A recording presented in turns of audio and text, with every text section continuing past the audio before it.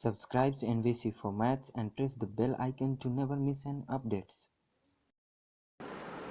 मैं मृत्युंजय कुमार आदर्शी नारायण विद्या केंद्र के YouTube चैनल पे आपका स्वागत करता हूं। दोस्तों, लोग सिलेबस के बारे में बात कर रहे हैं। आज मैं आपको पूरी सिलेबस बताता हूं। देखिए दोस्तों, सबसे पहले तो आप जान लीजिए कि स्टेट सिलेबस 2019 जो आया था वो क्या था। उसमें सिर्फ लिखा हुआ था आपको निर्दिष्ट विषय वस्तु, है ना। निर्दिष्ट विषय वस्तु का मतलब ये होता है कि अगर आप साइंस के स्टूडेंट हैं तो आपको साइंस में तीनों पोर्शन देना होगा। आप एसएसटी के हैं तो आपको 4 पार्ट का एग्ज़ाम देना होगा, हिस्ट्री, ज्योग्राफी, इकोनॉमिक्स, पॉलिटी जो भी है। और अगर आप मैथमेटिक्स ने आपने चुना है अपना सब्जेक्ट के रूप में स्टेट में, तो आपको मैथ का देना होगा। मतलब जो सब्जेक्ट आपने चुना है उसी का पूरा आपको एग्ज़ाम देना होगा। तो मैं आज आपके सामने पेपर 1 का सिलेबस लाया हूँ और ये सिलेबस आपको डिटेल्स में चलेगा। तो आइए, और इस सिलेबस को मैं बात करने से पहले ज़रा एक शख्स का नाम मैं लूँ, उसके बारे में मैं बात करना चाहता हूँ। दोस्तों, आप अच्छे से जान रहे हैं कि नीरज कुमार जो था, है ना, आज हम लोग जिस परिस्थिति में है, री एग्ज़ाम के चक्कर में हैं, वो नीरज कुमार का ही देन था। आज वो नीरज कुमार किस बिल में जाके घुस गया है?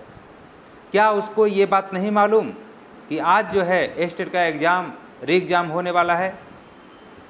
आज कहाँ गई उसकी मर्दानगी? उसको मैं खुला चैलेंज बोलता हूँ कि कहाँ गई तुम्हारी मर्दानगी? आज क्यों नहीं सामने पर तुम आ रहे हो फ्रंट पे और ये बोल रहे हो कि सिलेबस जारी किया जाए, सिलेबस जारी किया जाए। बहुत तुम अगर चाहते हो कि लड़कों के साथ हम खड़ा हैं, स्टूडेंट स्टेट अभ्यर्थी के साथ खड़ा हैं, तो आज कहाँ गया? कहाँ गया आज नीरज कुमार जो कहता था कि हाँ सिलेबस चाहिए, सिलेबस चाहिए? ऐसे काम नहीं चलेगा। कैंसिल तो यार तुमने करवा दिया नीरज कुमार। अब सिलेबस दिलवाओ लोगों को।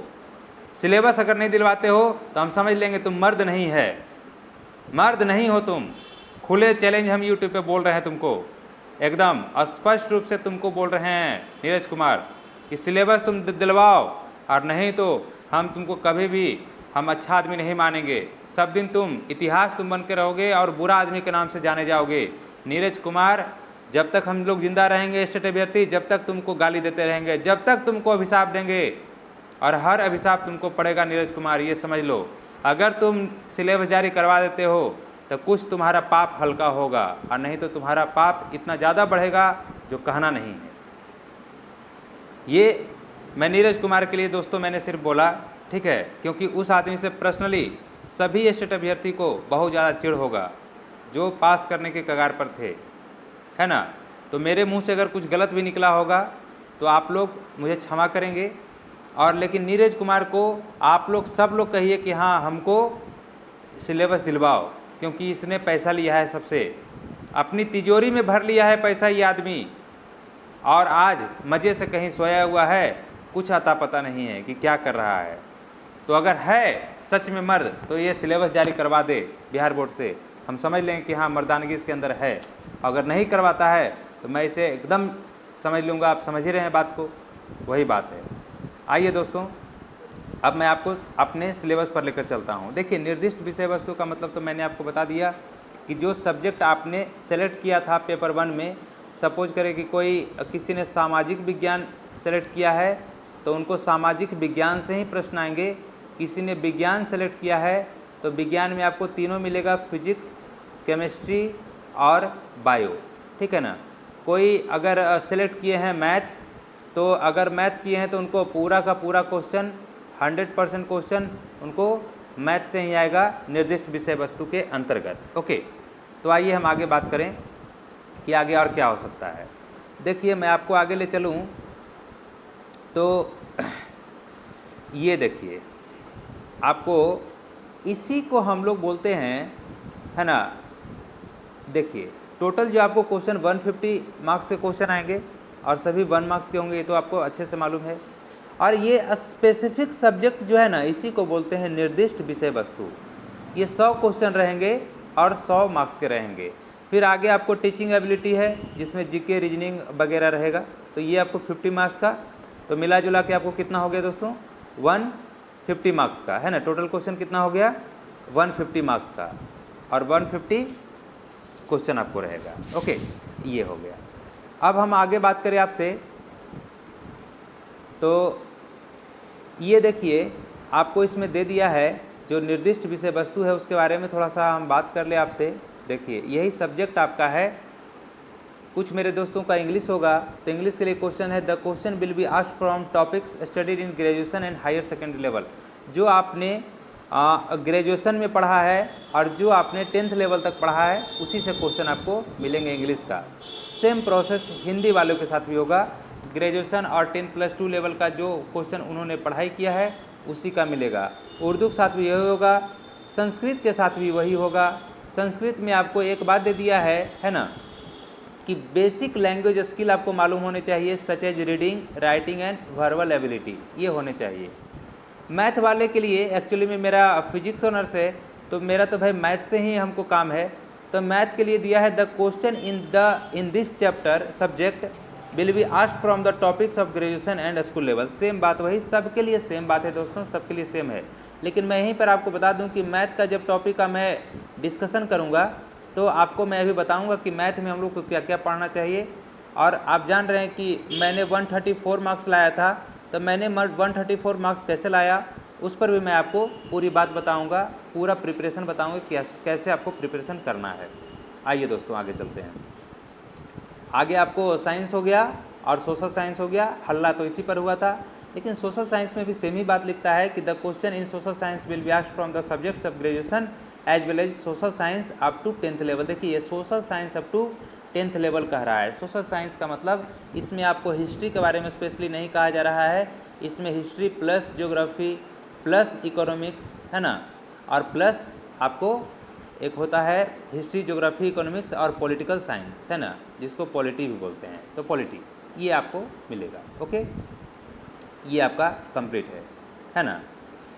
अब आइए मैं एक एक सिलेबस को आपको डिटेल से मैं लेकर चलूँ, तो आप सिलेबस को अच्छे से आप देखें तो आपको कुछ बात पता चले कि क्या है। आप सिलेबस चाहेंगे तो आप यहाँ से नोट डाउन भी कर सकते हैं, और अच्छा रहेगा कि आप लोग नोट डाउन कर लेना, ज़्यादा सही रहेगा। ये देखिए आपको हिंदी का सिलेबस है दोस्तों, तो हिंदी के सिलेबस में ये सब सारे टॉपिक्स आपको पढ़ने हैं। आपको अच्छा रहेगा कि ये सब कभी आप नोट कर लेना, मैं इसको आप वीडियो को पॉज कर लेना है कभी, और पॉज करके आपको क्या करना है, ये सब सारे पॉइंट्स को लिख लेना है। हिंदी के लिए ये सब है। फिर इसी तरह से मैं आगे चलूँ तो इंग्लिश वाले के लिए देखिए parts of speech, tense, active voice, passive voice, ये सब सारा है, प्लस 7 to आपको 10 तक के बुक को आपको अच्छे से रीडिंग करने हैं। फिर मैथमेटिक्स का, हम मैथ के बारे में स्पेशल थोड़ा बात करते हैं क्योंकि मेरा भी मैथ है, और मैथ के बारे में मैं थोड़ा सा लॉन्ग ये करूँगा, आप देखेंगे। अब मैथमेटिक्स में देखिए number system, fraction, arithmetic, geometry, mensuration, data application, algebra, meaning and nature of mathematics. Meaning and nature of mathematics का नाम जैसे ही आया आप चले आए पेडागोजी में। Correction with school subject and daily life, ये सब सारे हैं जो पढ़ने हमको है 10th क्लास तक में, है ना। 10th क्लास में हमको ये जो जितने आप टॉपिक देख रहे हैं ना, ये सब सारे टॉपिक आपको 10th क्लास तक पढ़ने हैं। और याद रखिएगा कि 10th क्लास का जो टॉपिक है सेम मिलता जुलता सिमिलर इसी टाइप का एकदम जो है आपको टॉपिक है 9th क्लास में भी पढ़ना है। तो 9th और 10th क्लास के टॉपिक में हम अगर मेरी बात करें तो मात्र 30% का डिफरेंस होता है, बस 30% का। यहाँ पे एक सीढ़ी आप कम होते हैं और यहाँ पे एक सीढ़ी ज़्यादा होते हैं, कोई ख़ास अंतर नहीं होता है। अगर कोई दोस्त चाहते हैं हमारे कि आपने जैसे सर 134 लाया वैसे ही हम लोग भी लाएं, तो हमारे लिए अगर मेरा बात आप माने तो देखिए मैं आपको बताता हूँ यहाँ पे डिटेल से ज़रा कि हमारा अगर बात माने आप, तो मैं दोनों के लिए कहता हूँ, साइंस प्लस सोशल साइंस और प्लस चलिए मैथ भी ले लेते हैं, मैथ, ठीक ना। मैंने क्या किया वो मैं आपको बताऊं तीनों सब्जेक्ट के लिए। मैंने एक बुक आता है, लगभग हम अपने दोस्तों को ये मैंने उसके बारे में बताया है हमेशा कि एक बुक आता है दोस्त, ठीक है। और वो बुक कौन सा है वो ज़रा मैं उसके बारे में बात कर लूँ। आलोक पब्लिकेशन, किसका? आलोक पब्लिकेशन। आलोक पब्लिकेशन का एक आप बुक ले लीजिए, ये बुक आप लीजिए 9th का, और ये बुक लीजिए आप 10th क्लास का। तीनों सब्जेक्ट के बारे में मैं बात कर रहा हूँ, साइंस, मैथ और सोशल साइंस, याद रखिएगा।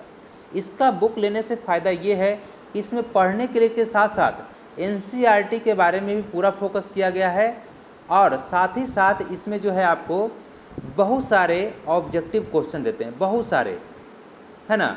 और मेरे से आप पूछें तो इस बुक को मैं अच्छे से कंप्लीट कर लिया था, आलोक पब्लिकेशन को।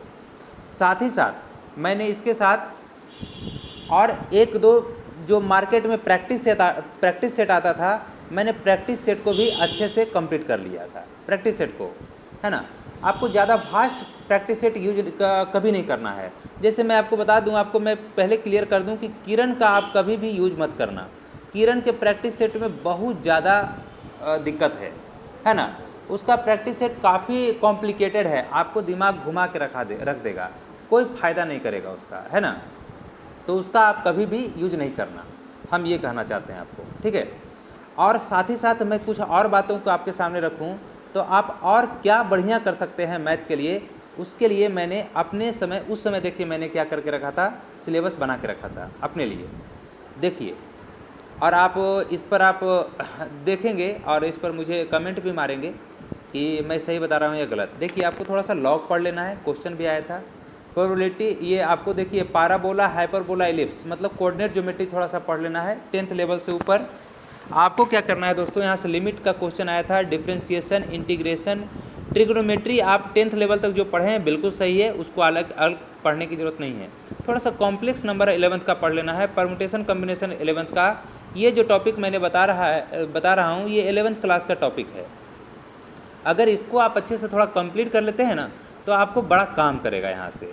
तो ध्यान रखिएगा, एक बार फिर से इसको आप अच्छे से नोट डाउन कर लीजिएगा कि लॉग है, कोऑर्डिनेट ज्योमेट्री है, लिमिट है, डिफरेंशिएशन है, इंटीग्रेशन है, ट्रिग्नोमेट्री, ये सब को मैंने कंप्लीट कर लिया था अपने तैयारी के दरमियान ही, ताकि हमको कोई प्रॉब्लम ना आए। और यही सब के कारण से हमको अच्छा मार्क्स प्राप्त हुआ था, और जिसमें 134 मार्क्स मैंने लाया था, ओके।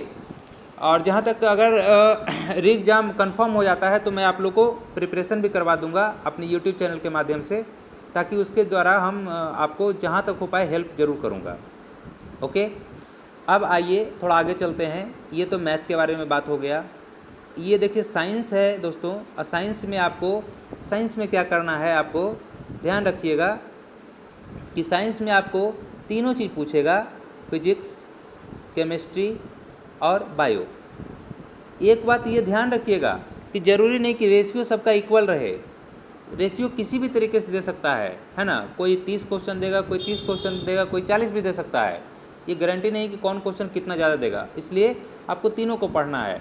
और मैंने आपको क्लियर कर दिया है कि आपको पढ़ना है तो किस बुक से पढ़ना है, आलोक पब्लिकेशन के बुक से पढ़ना है। और साथ ही साथ मार्केट में कोई अच्छा जो सेट आता है उसे आप क्या करें, प्रैक्टिस करें, उससे कंटिन्यू प्रैक्टिस करें। मैं अगर अपनी बात करूं थोड़ा तो आपको यहाँ पे क्लियर कर दूं कि मैंने 2-3 जगह से सेट मंगाया था। एक IPS करके सेट आता था, है ना, शायद दरभंगा साइड से कहीं से सेट मिलता था, वहाँ से मैं बनाता था। उसके बाद मैंने सेट करता था द जॉब पॉइंट से।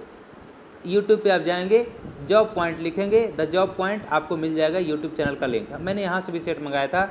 साथ ही साथ और भी बहुत सारे किरण का, प्लेटफॉर्म का, ये सब का भी मैंने सेट लिया था, लेकिन वो सब कुछ खास फ़ायदा नहीं किया। लेकिन एक बुक जो है उसका बहुत ज़्यादा फ़ायदा किया था। वो बुक का मुझे नाम नहीं याद आ रहा है, लेकिन वो बुक काफ़ी अच्छा था। मैं उसको डिस्क्रिप्शन बॉक्स में उसका नाम लिख दूंगा, ओके दोस्तों। आइए आगे। अब देखिए आपको मिलता है सोशल साइंस। सोशल साइंस में आपको सीधा सीधा लिखेगा geography, history, economics, political science, चारों सब्जेक्ट से क्वेश्चन आपको मिलने वाले हैं, इसलिए उसको आप ध्यान से देखना, पूरे पढ़ लेना है। और आपको फिजिक्स एग्ज़ाम के लिए आपको फिजिक्स तो कुछ है नहीं स्पेशल, वो तो सारा एक ही में आ गया है। ये सब केमिस्ट्री का थोड़ा सिलेबस दे दिया अलग से साइंस के लिए, है ना। तो ये है आपको, तो ये पूरा का पूरा सिलेबस है आपका, जिसे आप जितना अच्छा से आप पढ़ेंगे उतना अच्छा से आपको उतना अच्छा आपका मार्क्स आ जाएगा, ठीक है दोस्तों। तो ये पूरा सिलेबस है आपका। अब यही यहाँ पे लफड़ा है कि लोग सोच रहे हैं कि अब सिलेबस क्या देगा, लोगों के मन में है क्या, वो मैं एक्चुअली आपको बताता हूँ। लोगों के मन में ये है कि पुराना जो 2011 और 12 में शायद जो हुआ था स्टेट, उस पर ही उनका फोकस जाता है कि उसी समय का सिलेबस पूछा जाएगा। ऐसा कुछ नहीं है। उस समय क्या है ना, फिजिक्स के साथ मैथ होता था, फिजिक्स के साथ केमिस्ट्री होता था। अब इस बार वैसा नहीं है, आपको स्पेसिफिक सब्जेक्ट लिखा है, कोई पार्टिकुलर सब्जेक्ट आपको पढ़ने पड़ेंगे और उसी में आपका क्या होगा, आपको क्वेश्चन आएगा और उसी को आपको सॉल्व करना है। तो 2012 की बातों को आप भूल जाएं, आप अभी 2020 में हैं और 2020 में जो सब्जेक्ट है वो क्या है, निर्दिष्ट विषय वस्तु यानी स्पेसिफिक सब्जेक्ट है और क्वेश्चन आपको वहाँ से मिलेगा। ओके दोस्तों, तो मुझे लगता है कि आपने ये बात समझा कि सिलेबस हम लोग का क्या होगा और किस टाइप से क्वेश्चन आएंगे। फिलहाल आज तक का तो अपडेट यही है। आगे बिहार बोर्ड क्या करती है इसके बारे में किसी को कोई जानकारी नहीं है, लेकिन फिर लास्ट में मैं बोलता हूँ कि नीरज कुमार को जो लोग पैसा दिए हैं वो अपने पैसा का सही यूज करे और सिलेबस को जारी करवाए। सिलेबस को किसी हालत में जारी करवाना चाहिए। ये उन लोगों के कंधे पर है जिन्होंने नीरज कुमार को पैसे दिए और नीरज कुमार के द्वारा स्टेट एग्ज़ाम को रद्द करवाया गया। ये आप लोग सब लोग ध्यान दें।